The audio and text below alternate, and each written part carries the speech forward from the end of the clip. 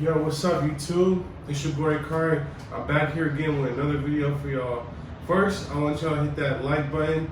Go ahead and subscribe to the channel. Show your boy some love. And don't be scared to get up in the comments.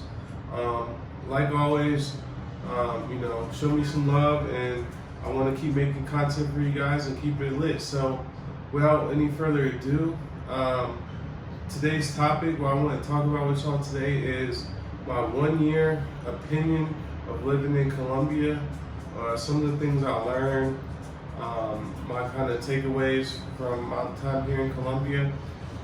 So many of you probably don't know this, but I just crossed the 1 year mark of me living in Colombia in Medellin.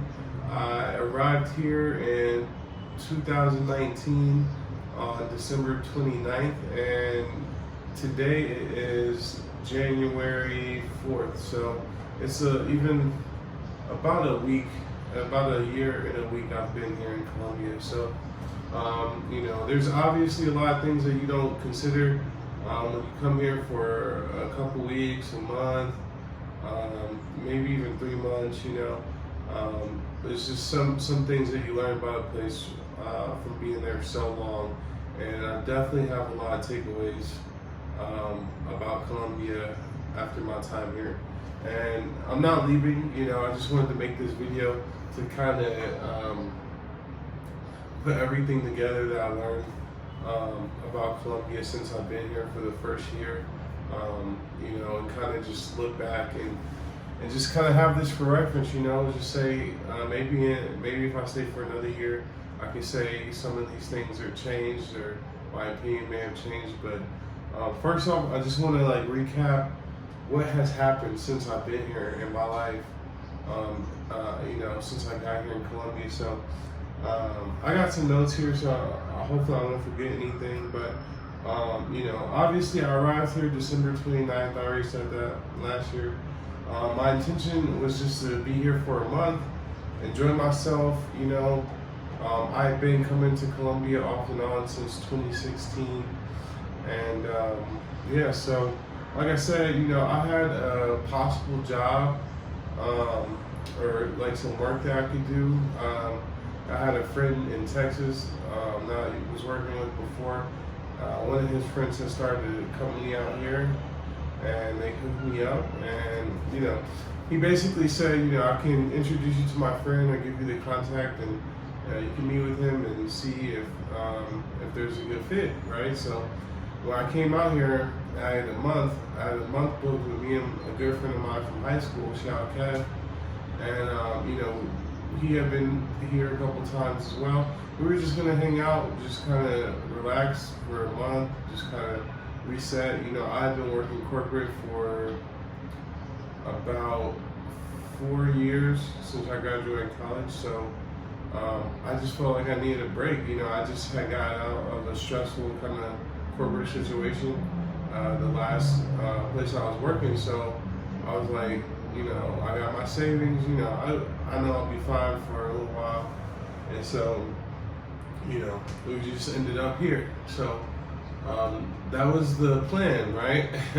And of course, I had no clue that COVID was coming along. Nobody knew that was going to take control of the world the way it did. So, I didn't account for that at all. I probably would have packed a few different things, knowing that I was going to be home for a whole year, but, it happened. So, like I said, I came down with my good friend from, we went to high school in Jersey, and actually I had just broken up with an ex-girlfriend of mine who was Colombian. Now, it's a story for a different video, but basically I was dating a Colombian girl that chose to come to the States, and we broke up in the States, right? So, I came, just got out of that relationship or whatever. So the first month, man, just to keep it real, me and my boy, we just basically partied every day. Partied pretty much every day the first month I was here in Colombia. So it just is what it is. Like when you first get here, that's kind of what happens. Like Medellin to me is kind of like Las Vegas in a way. It's just a a lot of partying, a lot of sex, a lot of drugs, all that stuff is out here. And then the culture out here is very like fiesta, party. Like they party a lot in Medellin. It's true.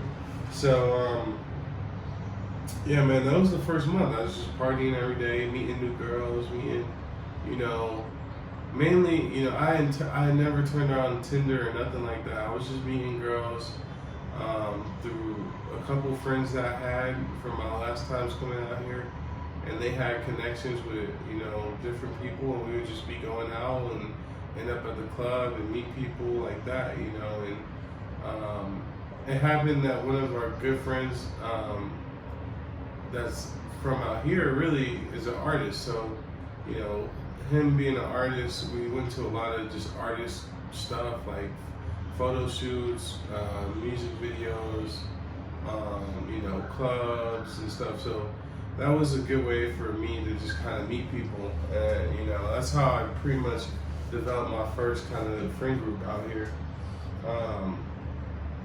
From there, the second month, I remember that job opportunity or work opportunity I was talking about. I actually started that towards the end of my first month here, and it's been a consulting gig. So I started doing the work, and for the second month, I basically just worked my ass off. I remember I was working long hours, like 8 to 6 every day. Just kind of trying to outwork everybody, get used to, learn everything I needed to learn. That's kind of how it is when you first start a job, you kind of have to work a little bit harder just to get up to speed. So that was month 2. I had moved to Envigado. I was in the Airbnb in Envigado on my second month here. And yeah, man, I was just working a lot. That's all I really remember from living up there. And then about month 3, I ended up moving in with this girl. And we had a relationship a little bit, and then we kind of we kept seeing each other, but the quarantine had just started, so the lockdown had just started, so I couldn't really go nowhere. So we ended up kind of stuck together for a good 3 months, and I think it was clear to me that I didn't really want to be in that relationship. But she really did. She liked me a lot, and she was very, head over heels for me and stuff, which, I don't know, I felt bad, of course, because I really just didn't want to be in that serious a relationship at that time. I was still new out here and everything, so anyway, right around that time that the quarantine started, I had lost the contract that I was working with for this company. It's crazy how life happens, because this guy, he kind of had to end my contract because he wasn't getting paid from certain people, but he put me in contact with another friend of his that was just starting another startup company, and so I got on board with them, and I started a whole new job, like right around April or May, right? And this is all while I was living with my, I guess you could call her ex-girlfriend. I never claimed her as my girlfriend, but I mean, we were living together and dating for a few months, so you call it what you want. So the quarantine started, I lost the job, got another one in the same week or 2. So that was a blessing. And then, for the next 3 months, I hardly went outside for anything. We were ordering Rappi almost every day. Grocery, we would try to go to the grocery. Back then, you had very select days when you could go outside. You had, very strict rules on the quarantine when all that first started back in March, April, May. And that's also when I got Nipsey.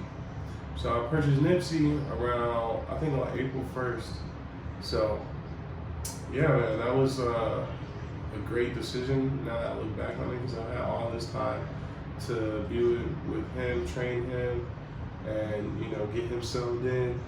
So, then I got my own apartment, at the end of May, and I kind of broke it off with the girl I was staying with and everything. And I was purchasing stuff for my apartment for the first month, maybe 2 months. I still haven't filled up my apartment, just out of necessity. I don't really need much, so I don't go get stuff that I don't really need. And then right around the time I got my apartment, maybe about a month or two later, I started on YouTube. And that's when you see some of the first videos that I was doing in Colombia. Because I've done some old YouTube stuff too, but that's not what I'm talking about.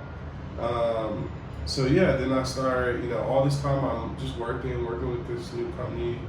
And yeah, so I also started investing a lot towards the end of the summer, like in September.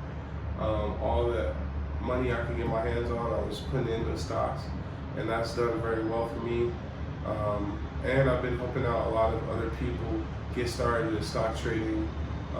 So if you're interested in stock trading, go ahead and hit me up on Instagram.